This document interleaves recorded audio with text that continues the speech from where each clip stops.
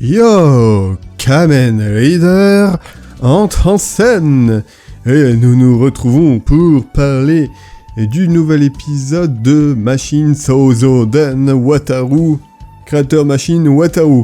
Donc un épisode qui était attendu étant donné que le précédent se terminait sur une sorte de cliffhanger avec Kakeru qui retrouvait ses souvenirs et qui se rappelait du visage de son ravisseur qui était à s'y méprendre, celui de Offline. Donc là, le fidèle compagnon de Wataru. Et c'était un épisode très sympathique.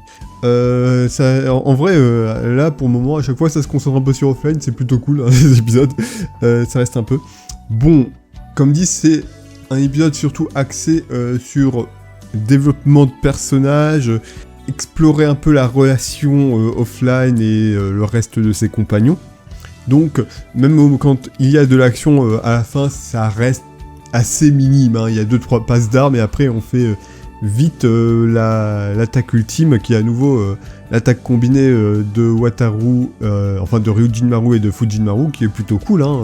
En vrai, Fujimaru a quand même des capacités un peu cool, un peu sympa avec son vent et ses tornades. On comprend pourquoi il le limite au niveau de l'appel et de l'invocation. En vrai, il est trop cheaté sinon. Mais oui, donc il y a quand même plusieurs choses à dire. Donc déjà, donc Kakeru se rappelle donc du visage de Offline. Non seulement le fait qu'il l'a vu, donc qu'il mettait la main pour l'emmener, pour le kidnapper, mais il a aussi vu Offline quand il était dans sa prison et il a vu Offline donc discuter avec le garde alors qu'il était dans la prison. Bon, ça me dit que c'est peut-être à peu près à partir de ce moment que ça a dû être un peu trafiqué sa mémoire, qu'il a dû y avoir des magouilles pour qu'il le voit comme étant Offline en fait. Parce que c'est un peu clair que c'est pas Offline, et cet épisode donne en effet un peu des pistes là-dessus. Il y a plusieurs choses qui font dire que ça paraît très peu probable, donc que c'est Offline, hein, de toute façon, qu'il a kidnappé. La première, c'est déjà les deux compères de Kakeru, donc les traîtres, hein, My God et Koga, qui sont en fait... qui ne réagissent pas exactement comme on aurait pu le croire. L'épisode précédent, ça semblait être vraiment un gros problème pour eux, que Kakeru retrouve les souvenirs. C'était quelque chose qui les inquiétait. Ils voulaient spécifiquement récupérer cette blocs avant qu'ils retrouvent la mémoire, et ensuite les amener à Enjoda. Là, la façon dont il réagit une fois que Kakeru en fait dit qu'il a retrouvé la mémoire et dit ce qu'il s'est souvenu, ils ont limite une non-réaction, ils semblent un peu s'en foutre en fait. Ils se regardent vaguement et puis après ils sourient, ils se disent c'est pas grave, on continue de chercher cette bloc et puis t'as qu'à le dire à Wataru quand on se retrouve et tout ça.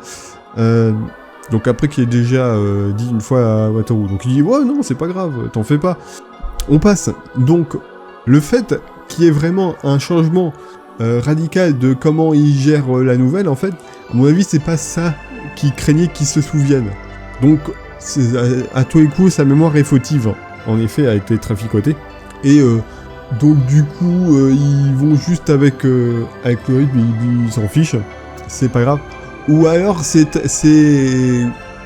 vrai d'une certaine façon, ils essayent juste de gagner du temps en faisant que Kakeru se concentre sur les blocs parce que c'est plus important qu'il chope les blocs. Et qu'après, qu'il y ait un coup en bas qui soit mis plus tard. Allez savoir. Et voilà.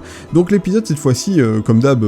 parodie de YouTube et de youtubeurs. Cette fois-ci, l'adversaire, c'est une parodie de Clipper, grosso merdo, de Clipper et de ceux qui font des edits mal intentionnés, méchantes.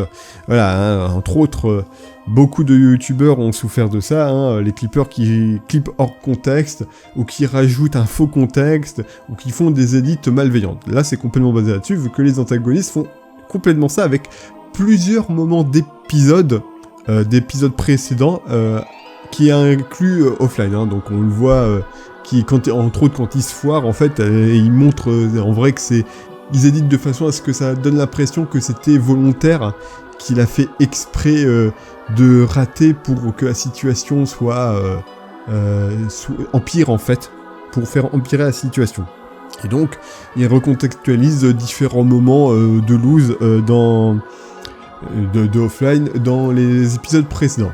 Voilà, pour essayer de le mettre malveillant et essayer de diviser le groupe, que le groupe se ligue contre lui. Donc déjà c'est un peu intéressant le fait quand même qu'il y ait un peu de manipulation sur les ennemis, enfin les ennemis essaient de manipuler les alliés, et que vraiment ils s'en prennent toujours un peu aux gentils, un peu d'une façon différente, plus ou moins machiavélique, ils ont à chaque fois un peu leur truc.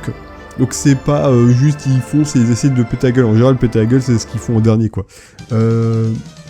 Ça, c'est un peu intéressant. Bon, ça revient aussi un peu à la manière dont l'oiseau avait essayé de faire en sorte que Rion Rune se casse. C'est un peu similaire, même s'ils s'y prennent différemment. Et là, ce que j'ai trouvé intéressant, c'est que, justement, le dragon, Rion Rune, c'est le seul qui, en fait, y a cru. Wataru et Maro n'ont jamais douté de Offline, et ça j'ai trouvé ça très très intéressant. Ils font entièrement confiance à Offline, et ils ont une confiance totale en lui. C'était beau, c'était sympa, c'est vraiment... Et même la justification du pourquoi, et je trouvais que c'était un peu intelligente, c'est que... Ouais, ils ont montré donc plein de clips qui ont été édités de façon malveillante et tout ça, mais Wataru et Maro... eux passent tout leur temps en fait avec Offline. Ils vivent avec lui depuis un petit moment, quoi. Ils ont voyagé avec lui et tout ça. Donc ils savent comment il est. Ils le connaissent complètement. Ils connaissent ses habitudes. Ils savent ce qu'il fait. Et j'ai trouvé ça intéressant aussi, le fait que là où les images qui avaient été éditées, c'est des moments qui sont montrés dans les épisodes et qui sont tournés de façon à le faire passer pour un salaud. Donc c'est des épisodes qu'on a vus. C'est des scènes qu'on a vues. Les moments que Wataru dit pour justifier que Offline c'est un mec sympa, c'est des choses qu'on n'a pas vues, mais qui se sont passées. Des trucs qui se sont passés hors champ. Je trouve que là, pour le coup, c'est un peu intéressant d'avoir fait comme ça, parce que ça essaie de justifier que, oui, même quand les épisodes sont terminés, s'arrêtent, les personnages, d'une certaine façon, continuent leur vie, ils continuent de vivre, ils continuent d'évoluer, d'être ensemble. Donc oui, Wataru, Offline, Maro, ils passent vraiment leur temps ensemble et tous leurs moments ne sont pas montrés. Mais ces moments sont tout aussi importants et les marquent. Et donc c'est pour ça ils connaissent vraiment Offline à 100%, quoi. Donc j'ai trouvé ça un peu intéressant la façon dont ça a été tourné. J'ai trouvé que c'était une utilisation assez intéressante du hors-champ ou de faire venir des événements qu'on n'avait pas vus un peu de nulle part. Vraiment, le niveau du contexte et la façon d'utiliser le contexte et le savoir des gens. Donc après, bien sûr, c'est un épisode qui se termine avec Wataru et Offline qui les fument, enfin, qui les font exploser, qui les envoient à valdinguer. Et on arrive du coup au moment que, par contre, qui va être aussi, encore une fois, intéressant, c'est que le prochain épisode, Kakeru, lui, est toujours certain que Offline, c'est un méchant. Et donc, il veut sauver son cousin Wataru, forcément. Donc, c'est lui qui va, cette fois-ci, confronter Offline, essayer de prouver que c'est un méchant. Donc l'épisode promet d'être un peu intéressant vu qu'il va y avoir vraiment avoir un conflit. Bon, ça va pas être sale en vrai, ça m'étonnerait que ça soit sale, vu que de toute façon les personnages sont un peu respectueux et tout ça. Je crois pas qu'il va y avoir un gros combat Kakeru, Wataru ou quelque chose comme ça. Mais ça reste assez intéressant parce que les deux sont vraiment convaincus que Kakeru il fait vraiment confiance à 100% de ses souvenirs et donc il veut protéger Wataru dans sa tête. Mais Wataru fait 100% confiance à Offline et il est dans le vrai d'une certaine façon. En tout cas, ce qui nous est montré, il est dans le vrai. Il n'y a pas de raison qu'il se trompe. Donc, qu'est-ce que ça va donner ? Comment ça va aboutir ? Comment ça va se terminer ? Est-ce que va y avoir plusieurs épisodes là-dessus ? Ça m'étonnera un petit peu, mais on va voir. Et donc, est-ce que du coup, l'épisode prochain, les souvenirs de Kakeru vont être remis dans l'ordre, si c'est le cas ? Ou va-t-on apprendre à voir le fin mot de l'histoire ? C'est à voir. Mais bon, c'est un épisode très intéressant. Et comme dit, se concentrer sur un des personnages, c'était une bonne idée. Allez, c'était Kamen Rider, je quitte le stage. Tôt.